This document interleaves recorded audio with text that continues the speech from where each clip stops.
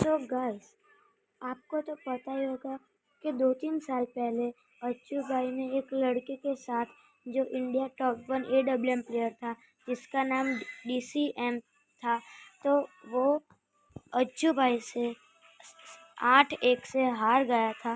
तो वो हम देखेंगे कि वो क्या आज भी अभी खेलता है कि नहीं खेलता है।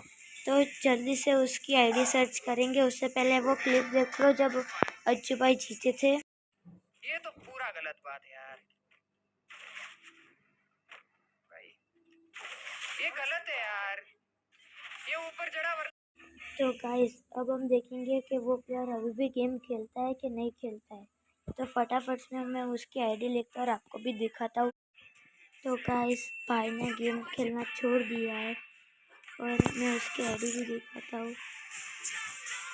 उसकी आईडी अब खुल भी नहीं रही है और मैं आपको दिखा देता हूँ कि वो कैसे खेलता था पहले ओल्ड में। तो भाई ने गेम खेलना छोड़ दिया।